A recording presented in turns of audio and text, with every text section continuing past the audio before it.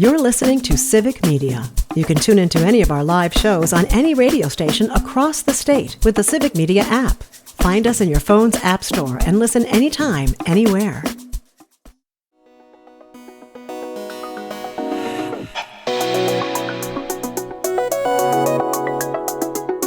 Hello and welcome to the Dr. Kristin Lyerly Show. I am Dr. Kristin Lyerly, and today we're doing something a little different. Every week, I show up on my friend Pat Kreitlow's morning show to talk about politics and healthcare and pretty much whatever we come up with. I'm answering his questions, but today, revenge is mine. Oh, no. Pat Kreitlow is a former Wisconsin state senator, and he is a broadcaster, which means that he's seen politics from the inside, and he's made a career out of asking politicians uncomfortable questions. So naturally, I'm going to make him squirm a little bit. And he's not usually in the hot seat, so this is going to be fun. We're going to talk about his journey from anchorman to the Senate floor, to the radio studio. And we're going to dig into what's really happening in Wisconsin politics, which is never a dull moment. We'll also talk about whether local media can survive in this current clickbait, TikTok, digital environment. And most importantly, we're going to ask the burning question, can you have too many plaid shirts? And if so, how do you choose? The days of the suit are disappearing in media and politics, and nobody knows it better than Pat Kreitlow. Welcome, my friend. Hello. This is, I feel like I'm about to be interrogated in the most uncomfortably wonderful way. Thank you. Well, I am super grateful to you for showing up. You're babysitting right now, your grandkids. No, it's not babysitting when it's your grandkids. Well, I mean, it's babysitting for free, when it's your grandkids. But yeah, we're out here in Michigan as we're doing this, and really appreciate taking a time away from Bear in the Big Blue House or whatever we're watching on Netflix these days. But it's always nice on the weekends to get a dose of littles, as we call the 6-year-old and the 3-year-old, and away from the news. So, that's always nice on the weekends. Got to do that now and then. It is. You need that brain cleanse. That touch grass is what Gen Z would say. Yes. It's for the same reason that I tell people one of the more surprising things is that I wrap up my day, Sherry and I, my wife, we wrap up our day watching TMZ. Which is really weird for people in their early 60s, especially since we don't know half to 2/3 of the celebrities they talk about. And that's the whole reason why. We just have to turn our brains off and watch somebody else enjoy life for a little while. That's a guilty pleasure for me, too. I used to be the People magazine person when you'd be waiting somewhere in a waiting room and the People magazine would be sitting there. I just could not help grabbing it and paging through it. TMZ is the 2025 version of that. It is. And for me, it takes me back to all those years working in a TV newsroom when, for folks who have seen TMZ, our newsroom is a lot like that. We'd have a 2:00 story meeting every afternoon with all these people pitching their stories. And there was a lot of banter back and forth and a lot of laughter. And then in the end, you would get a newscast product out of the whole thing. So there's a little bit of nostalgia in there, too. So let's go back to your news days, because you have been interested in news and politics kind of from the beginning. Which do you think came first in your mind, and which came first in your career? What a chicken and egg question that is. And I'm going to answer it by saying, first off, I've been able to do all of the things that I have chased after. I'm a very lucky person. From my very earliest age, I was a bit of a news junkie. What I first remember was, Nixon winning 49 states in 1972, Watergate and Vietnam in 1973 and 74, watching Walter Cronkite every evening, watching my local anchor, Dave Moore, on WCCO, listening to people on the radio, and wanting to be like all of those people, wanting to be like Hubert Humphrey, who was the politician that they covered the most at that time. And I've been able to do all of that. I've been able to be a TV anchor. I've been able to be in the legislature. I was a page in the Minnesota legislature. I was an intern in middle school because they needed to get me out of the classroom to do something. And so I would take a city bus every Thursday across from one side of St. Paul to the other on my own and work at my state legislator's office. And so I knew from an early age how much state legislatures matter and radio and TV newsrooms. And so I feel so happy. I won't say privileged. I worked my butt off, but happy to have been able to do so many things. And now I get to play on the radio with my friends. So I'm a very lucky person that way. So how did you end up in journalism and not in politics? Oh, that's a good question. This all comes back to a conversation my freshman year at UW-Eau Claire. And I did not know at that time if I wanted to major in political science or journalism. And they assign you an advisor, and my advisor was the chair of the political science department at the time, a fellow named Thomas Barth, if I get the name right here. And he sat down with me and asked me all kinds of questions. And at the end of it, he said, this will sound weird coming from the chair of the political science department, but I think you need to pursue journalism because you are very fixated on talking about both sides of a question and getting all sides, and that's what journalists do. Politics is a bit more one-sided. You're trying to sell somebody on your position, and it sounds more like it's journalism that you're interested in pursuing. And he was right. I did that with Henry Lippold, the legendary journalism professor, as my mentor then, and did all of the radio and TV things that I wanted to do. And then many, many years later, shortly after the 2004 election, in fact, when I watched John Kerry get swift voted, I said, well, wait a minute. Maybe we need people in politics who want to see both sides of an issue and who want to relay that to other people. And so that's when I had my midlife crisis and left a perfectly good job as 6 and 10 o'clock anchor at Channel 13, left the station after nearly 10 years, simply to run for a seat in the legislature. And so that's what made the jump to what was then 4 years in the legislature and everything since then. You saw this coming 2 decades ago. You saw this divisiveness and the need for somebody who could see both sides. And you ran for office to be part of that solution, but politics has clearly taken a different turn. Oh my goodness, it changed so much with, I used 2008 as kind of the fault line. It was the election of Barack Obama. It was a big year for Democrats. I'd been elected to the legislature in 2006. And the 2009, 2010 years were the start of the Great Recession, the heart of it, and the Tea Party movement. And as much as we tried to help people connect the dots that the Great Recession was by and large the work of a lot of people who the Tea Party are now trying to put back into office, that message didn't carry. We were the ones in charge, only for a year and a half, I hasten to add. And suddenly the Tea Party momentum was gone in that direction, and Scott Walker got elected and Ron Johnson got elected, and we've been in a weird place ever since. Well, this was a flashpoint in Wisconsin history, and you were there at the heart of it. So what do you think? I mean, having been there in 2010, when Wisconsin when this progressive state took a completely different turn, and that turn kind of predicted what happened across the country. What at that time are you most proud of? And conversely, where do you think we really missed the boat? Well, what I'm most proud of is that unlike, I think, a lot of politicians and campaigners out there, I can sleep at night. Mm-hmm. I never had to resort to, extreme positions or selling my soul or, however you want to phrase it. I just stayed true to me and to what I thought was the right way to campaign. And, it fell short. You accept that. You accept the verdict of the voters and you move on. So I feel like I did it the right way, even though, again, it meant losing to something that I found to be antithetical to most Wisconsin values. And so when you look at the other side of that equation and say, is there anything that you regret? I guess there are ways I could have, how do I put this? Fought harder, but without selling myself out, just in ways that I guess maybe I put a little, my wife will say that sometimes I was a little too naive and saying, well, people will hear this ridiculousness coming from a guy like Ron Johnson and they'll see through it. And then later it was Donald Trump. And it turns out they don't. And so I learned something very important about communications in this era in politics versus what I learned in media. And this part is very important, repetition.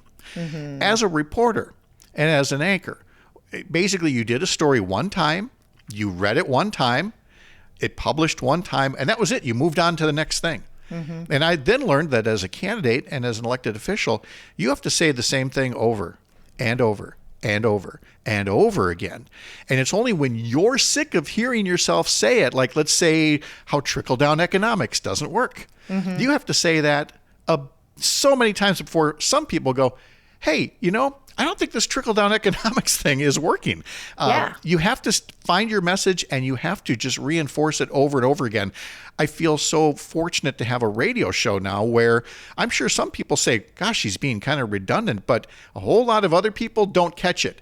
And it isn't until later on that they go, hey, you know what? I think I'm the one paying for these tariffs. I don't think these are really helping our farmers at all. And other examples like that. So my regret was that I didn't learn that lesson soon enough. And it's such a fine balance because when you talk about trickle-down economics, like that's a slogan.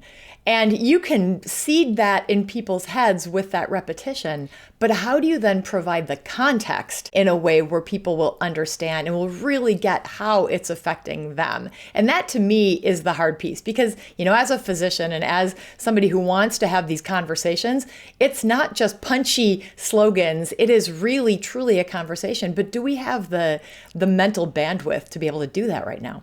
No, that is completely the key to all of this. And we've known this for a long, long time. We've known that progressive values don't fit on a bumper sticker. Populism, conservatism, extremism fits on a bumper sticker. And, death panels, for example, when they were talking about Obamacare, as opposed to, well, there are these shades of gray when people are facing terminal illnesses, blah, blah. You don't have time to explain all that. If you don't get to the point right away, like death panels or something like that, or, make government smaller. Later on, people go, hey, wait a minute. Why did they cut my program? Well, because you wanted government smaller and I couldn't fit all that on a bumper sticker. Right. This was coming. That is still the challenge. Project 2025 is out there. The whole book is there, but we haven't been able to message it effectively. Okay. One more question before we go to break, because I want to definitely talk about media much more later in the episode. But you then ran for Congress and you got beat by a TV reality star. Yes. Yeah. What? I will always thank God for John Lovitz playing Michael Dukakis in that famous Saturday Night Live sketch where George W. Bush, is played by Dana Carvey, is talking about 1,000 points of light and we're going to do this and we're going to do that. And they cut away to Dukakis as John Lovitz and he just says, I can't believe I'm losing to this guy. And that has played in my head over and over again as I tried to help people see what Sean Duffy and the Republican Party were really standing for. And in a year where Tammy Baldwin was elected to the Senate that year in 2012, Barack Obama was reelected in 2012, and I lost to Sean Duffy, though I will say in all of the races since up here in the 7th Congressional District, nobody has come closer than I did. And so I'm proud of that, but it is a clear indication that there is still work to do communicating to rural and northern Wisconsin. And so that makes me happy to have started Up North News and this radio show to do exactly that. And you do. Friends, I am talking with Pat Kreitlow. He is the host of Mornings with Pat Kreitlow on Civic Media and the founding editor of Up North News. He's also a former Wisconsin state senator.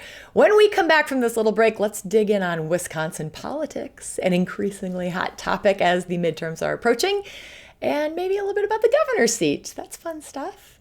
You are listening to the Dr. Kristin Langerly Show, streaming on the Civic Media app and all across Wisconsin on the Civic Media Radio Network.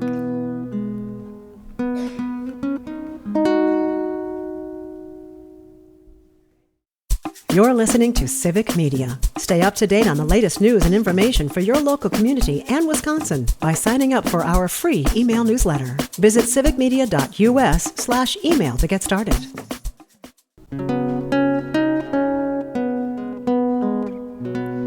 Welcome back to the Dr. Kristin Lyerly Show. I'm Dr. Kristin Lyerly, and I'm here with my friend Pat Kreitlow. He is the host of Mornings with Pat Kreitlow on Civic Media, and he's the founding editor of Up North News. He's also a former Wisconsin state senator. Pat, we talked in the last little bit about your background in news and politics. You've seen Wisconsin politics from the inside, and you cover it every day on the air. So what's your diagnosis for Wisconsin politics? What is the state of our state?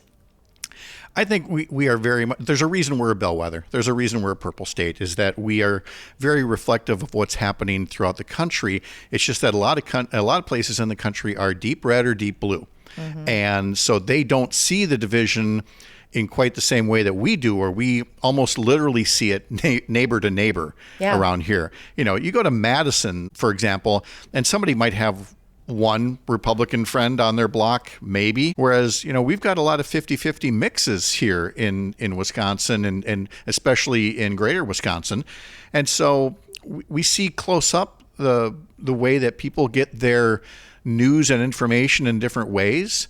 And it's a little befuddling sometimes, the things that they've learned. And so when you get to the state of Wisconsin politics these days, so much of it is informed by how we're informed. Mm-hmm. And that was part of the reason why I so wanted to start something like Up North News and or have a statewide radio show, because for years, again, for some 20 some years, I've seen the need for, you know, fact-based information sources, but that were right out there as a little bit left of center, knowing, look, we have progressive values, but here's some actual information that you can use, and hopefully it turns you into a voter that feels empowered rather than overwhelmed. You know this. We have so many people who do want to vote, but they feel so overwhelmed. And it's so much easier to hear the last campaign ad or, you know, the last person that you talk to, because you just don't know what you can trust for media sources. And I feel like, you know, part of what's going to help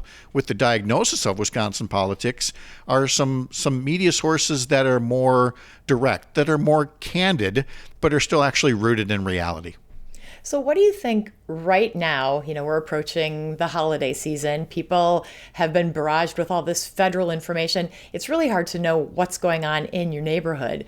What do you think is that one story in Wisconsin that people are really missing out on right now? Yes, this one's a little bit inside here, but I think what some people are missing is that there is the potential for a sea change in what is happening in politics coming in 2026, because they just hear the midterms and they don't realize that there are still some close congressional districts in this state compared to other states. They really don't know that because of new, fairer maps for the legislature, we now have in several state Senate districts seats that are now in play that weren't for the 15 years prior because of gerrymandered maps. And so I really want to help people understand the difference that they can make in 2026. There's a political class out there that gains their power because of cynicism. If they can just make people cynical, they don't show up to vote, or they just, you know, listen to campaign ads, they benefit. But I feel like with better information, more frequent information, more trusted, more conversational information, we can help people understand that the big story is really the power that they have when they otherwise would feel so helpless. Hey, and you really focus on the rural parts of Wisconsin and getting the message out to rural folks, which is a different message than people receive in Madison and Milwaukee. But we've always had a rural-urban divide, and you've been hearing more and more about it over the last few years. Do you think it's getting better or getting worse? I want to believe that it is slowly getting better, because people are understanding that so much of this division isn't real. It's exacerbated by people who benefit from those differences.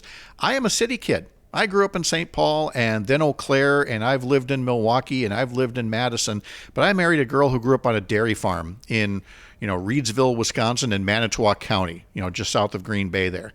And I've had a love affair with rural America and Wisconsin ever since. I was the chair of the Rural Affairs Committee in the state Senate because that's where I wanted my focus to be. But I would all the time be talking to my colleagues in Milwaukee and in other cities, realizing we have so much in common. Mm-hmm. We want our kids to have a good education. We want our taxes to be affordable. We want to have the opportunities that come with job growth. And those things seem to be happening in the suburbs, but they are missing in rural Wisconsin, and they are missing in our larger cities, and that we should not be buying into the rhetoric about an urban-rural divide. So it's there. There's no doubt, because people love to accentuate it and emphasize it. But I feel like there are more people than ever that want us to see the reality of the situation. Part of the reason Donald Trump's not having a very good, month is that people are seeing the reality of the economy compared to the rhetoric. You can fake your way through things like, oh, there's all these transgender athletes every place, but you can't fake the reality of people who are losing their jobs to AI, or who have seen their benefits cut, who have seen their rural hospitals close. And we can help convey that to people, to focus on the big things that matter at home, whether you're in a rural place or an urban place. I might also add healthcare premiums doubling. People are really struggling right now. So being able to highlight those things in people's own lives, so they can't just say, the economy's great, look at the stock market. Another slogan that you're hearing from the Republican side. It's not a reflection of the actual economy as it affects regular Wisconsinites. No, they want to know, where's the guy that said he was going to lower prices on day one, and instead we're bombing fishing boats in the Caribbean and putting troops on the streets, the kinds of things that people, they were not voting for that. They said, take care of me, and they really don't feel listened to or taken care of right now. Yeah, they sure don't. I am talking with Pat Kreitlow, my friends. He is the host of Mornings with Pat Kreitlow on Civic Media and the founding editor of Up North News. He's also a former Wisconsin state senator. We've already kind of dabbled in this, but we can't have this conversation without talking about how people are getting their information about politics. There's so many options with varying levels of truthiness and entertainment, and the landscape is evolving. So we'll get into that coming up next. This is the Dr. Kristin Lyerly Show.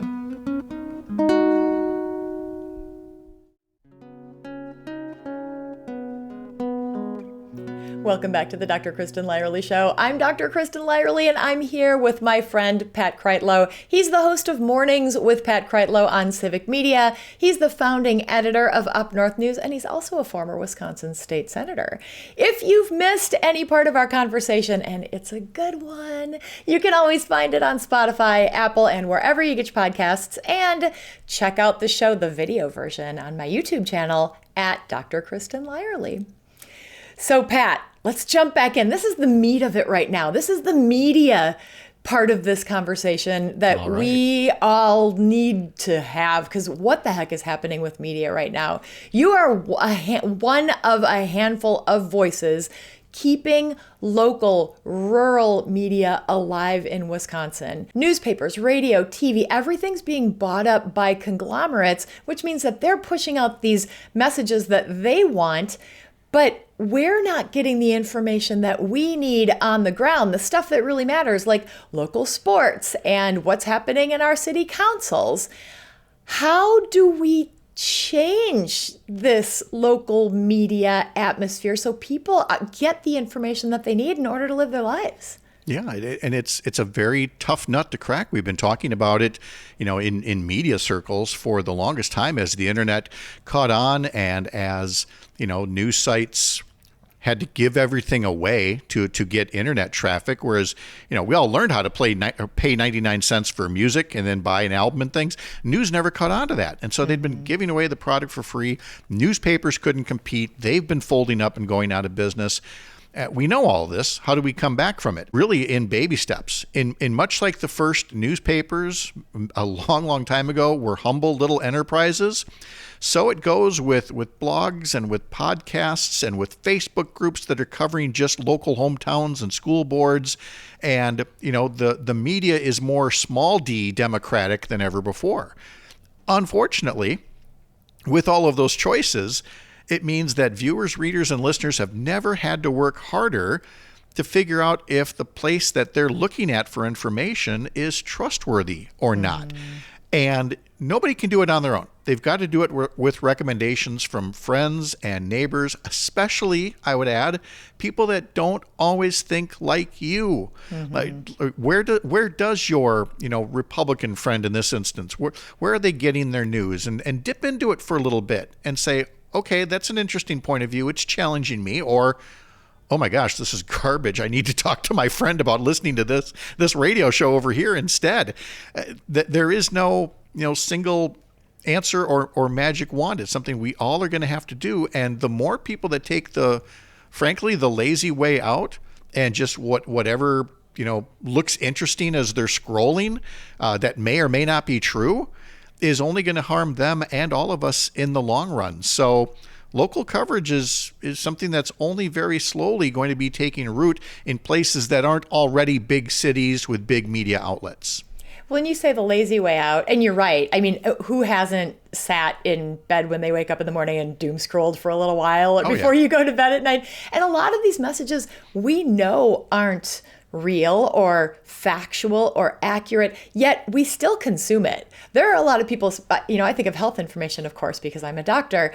There is so much health information out there that people understand is bad for you, yet it's still getting into their brain because of the way it's presented and because of the way that your brain works. So it's not just Walter Cronkite anymore. It's all of these tricky little messages. It's not Walter Cronkite.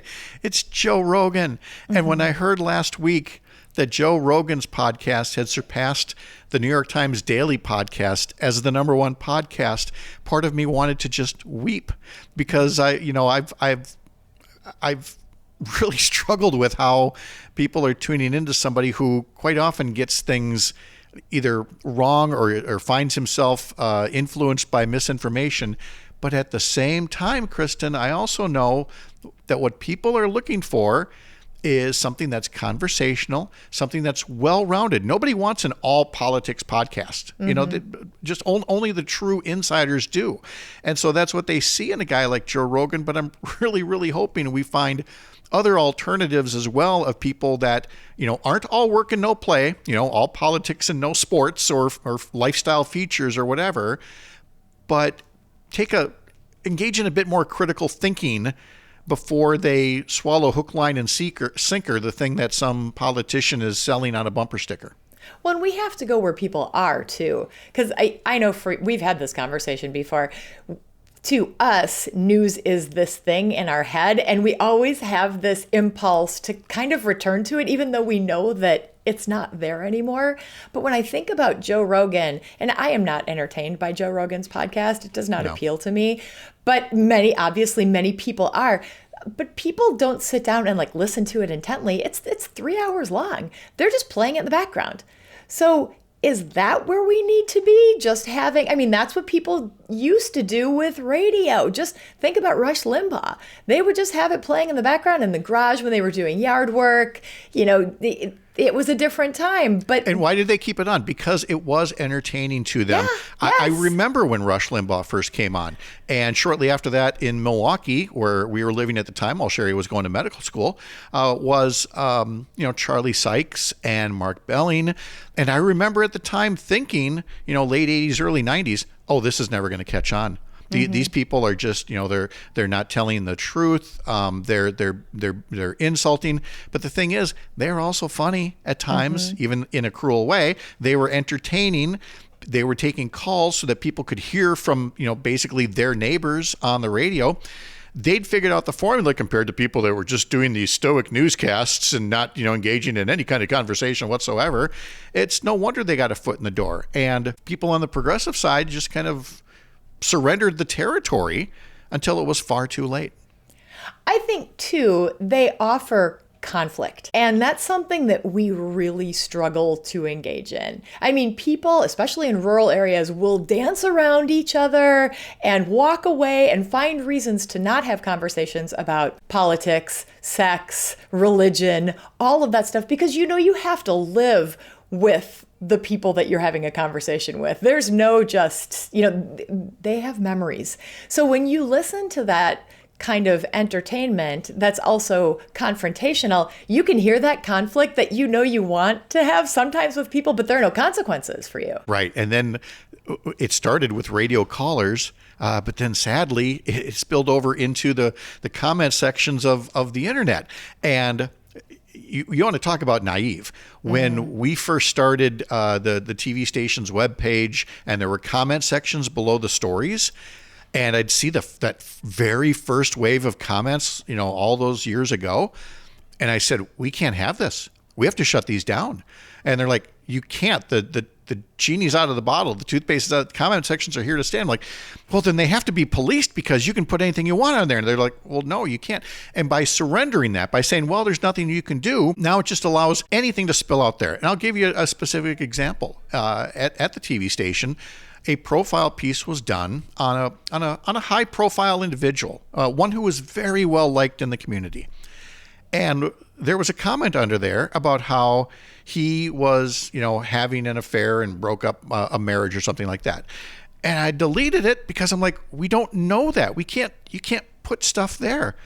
But what happened the next day? It was right back there. And you could delete it, but it would be back the next day. And so as soon as you open up to endless comments, endless listener phone calls, endless input, you have to understand that you're allowing, again, when I say the small d, democratization of the media, it means goofballs, it means bots, it means trolls, and there is no easy answer for how you help everybody wade through all that. So yeah, there's conflict because people have figured out conflict brings eyeballs, conflict brings clicks, and conflict brings you revenue. And that is, conflict is the business model of media. So the only way to counter that is to try to engage in things that are as positive and informative, and I guess at the same time invite a little bit of that conflict in a way that it guides towards something that's fact-based rather than just is the angriest or the loudest argument. But Pat, that's so boring. I know, and that's the challenge, isn't it? Is to do all this. And so, for example, on my show, I need people who are going to laugh. So I've got this doctor that I bring on twice a week just for that laugh, who at the same time is actually spitting out the God's honest truth about healthcare and politics and things like that. And we just need more people like that on our radio shows. We need more people starting blogs and podcasts like that and enticing people in where it's not boring. Kristin, nobody's ever used the word boring to talk about you. Ever. Maybe your boys. I don't know. I think my boys, yeah. And we just simply need more people who, like you, said, I'm going to get out of my comfort zone. I'm going to go do this thing that's a little bit more public. And you are seeing it. It's just that, we need to encourage more people to start that podcast, to start that Facebook page, to run for local office, whatever the case may be. Let the good people win by making sure they get engaged and don't just throw their hands up and walk away.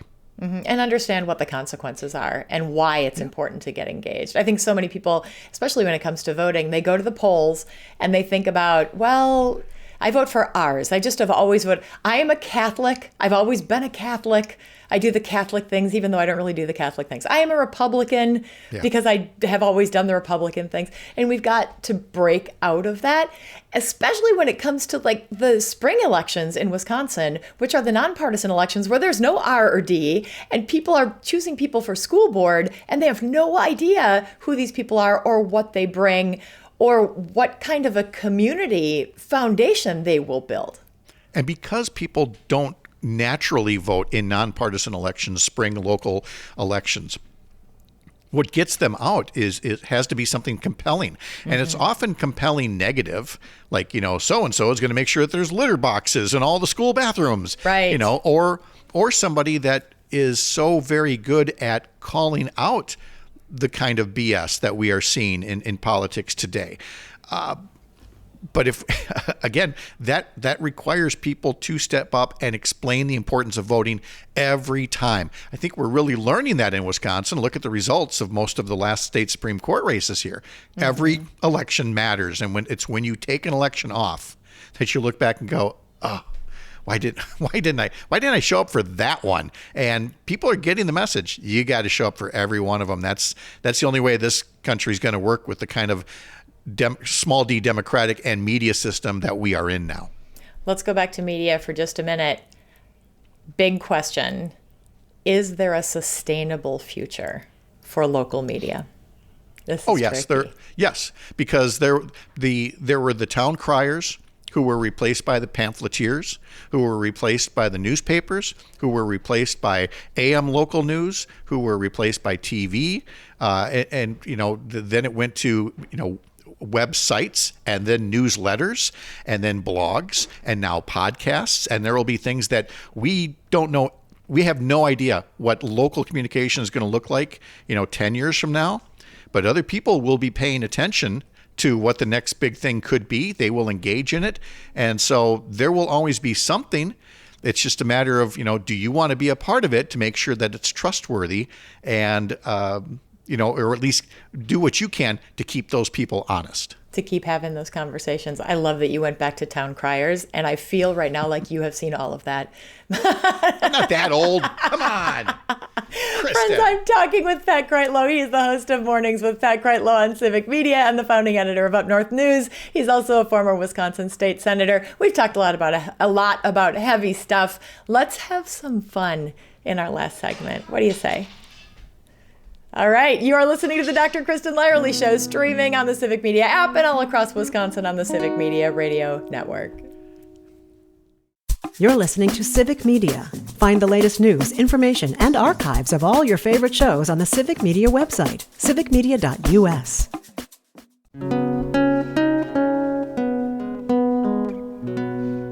Welcome back to the Dr. Kristin Lyerly Show. I am Dr. Kristin Lyerly, and I'm here with my friend Pat Kreitlow. He is the host of Mornings with Pat Kreitlow on Civic Media. He's also the founding editor of Up North News and a former Wisconsin state senator.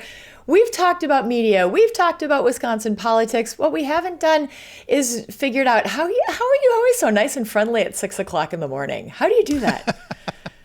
Because this is a gig that I feel so fortunate to be able to do. I am a radio kid by nature. It was the thing that I grew up with, listening, as I mentioned, to WCCO radio. But if I were living in Milwaukee, I would have grown up with WTMJ radio. In Chicago, it would have been WGN radio. I've listened to all those stations back in the good old days, as far as I'm concerned, where it was full service broadcasting that was always done with a smile, but you were always well informed, and it's what I always wanted to do. And so I've gotten to do that along with so many other things that I wanted to set for goals in my life. And so now to be able to close it as I began it in radio is just a thrill. I have no problem being up and at 'em and upbeat at 6 in the morning when I'm doing something I've always wanted to do. How much coffee? Very little. And keep in mind, I wasn't a coffee drinker until just a few years ago. I was one of those, Mountain Dew drinkers in college who went to Coke and then Diet Coke and then eventually coffee. But there's maybe a half a cup of coffee in me when the show gets started. Well, I definitely, when I am on your show early in the morning, I have to have the coffee because the mornings are hard for me. Oh, no, I don't ever have a problem with that. I have more of a problem with people who aren't drinking it at all. For folks that listen to the show, my young producer, Parker Olson, drinks nothing but water, and I'm worried for him. But he's been able to do it so far. He has not fallen, for being as young as he is, he hasn't fallen asleep. He hasn't missed a show at 6 a.m. yet because he's got it going. So, not everybody needs coffee as much as you do. That is true. Okay, so radio wasn't your only gig. You were an anchorman. So here's my question. When you watch the movie Anchorman, do you feel insulted or inspired? Have I not told you that movie is largely inspired on my life? Well, it's clearly inspired with your hair. That's a part of it. Again, it was set a decade before I became an anchor, so I didn't have the big cheesy mustache, But by and large, I had many leather-bound books, and I don't know if you know this, but I was kind of a big deal back in the day. And I won't say that I read anything that was in the teleprompter, but we had an anchor who would, and so that was an interesting lesson in paying attention to pre-reading everything. And I do mean, as they say in the movie, everything. So that sounds like a story about something wild and unexpected that happened live on the air. I bet you have a favorite story. Yes. Tell it. Oh, my goodness. Dish. The stories revolved mostly around just all the fun that we had behind the scenes.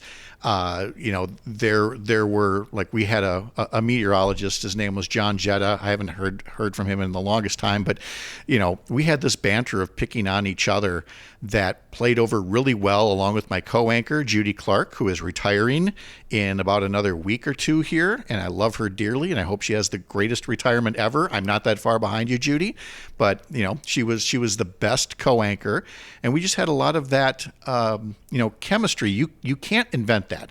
So many people have tried to invent chemistry on TV or the radio or elsewhere, and you can't. It's either there or it's not. And so there was just a lot of fun stuff behind the scenes. And then there would just be times when you'd have newer reporters doing things, like the time a newer reporter was doing her stand-up after some tornado damage, and as part of her stand-up in her package piece on tape, she picks up a down power line and says, and there were many down power lines like these. And it came back to me, and I was just speechless. I'm not speechless on TV.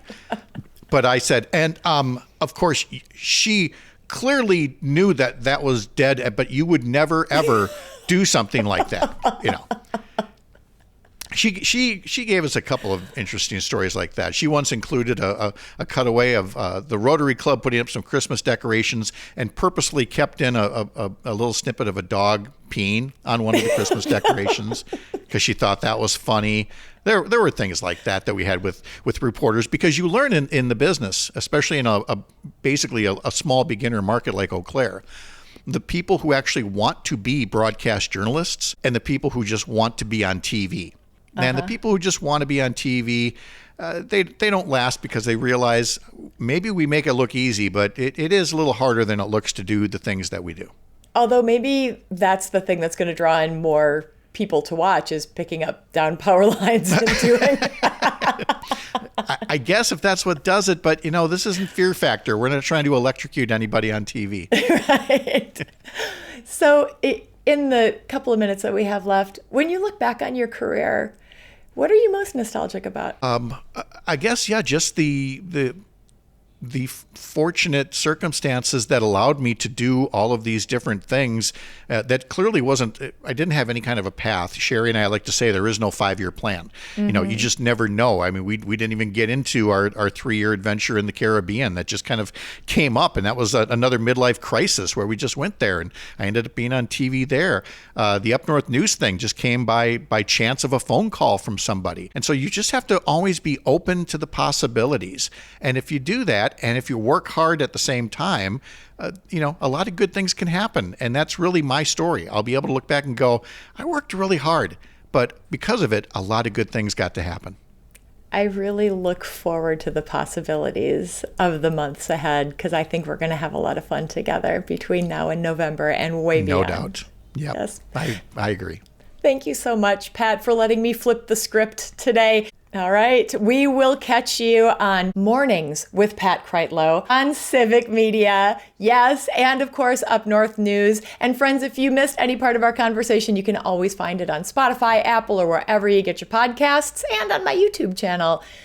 Thank you so much to Abraham Lyerly, our producer, Nick Tierman, who wrote our music.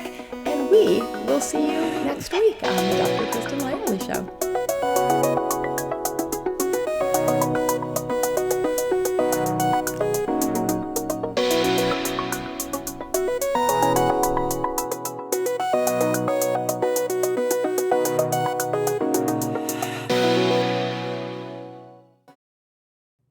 The national news cycle never stops, but it can be hard to find news about your local community. Civic Media is dedicated to providing quality local and state news coverage across Wisconsin. With the Civic Media app, you can get notifications about local stories that matter to you and your community. Find the free Civic Media app in your phone's app store and choose notifications from the menu to tell us what kind of news you want to hear about.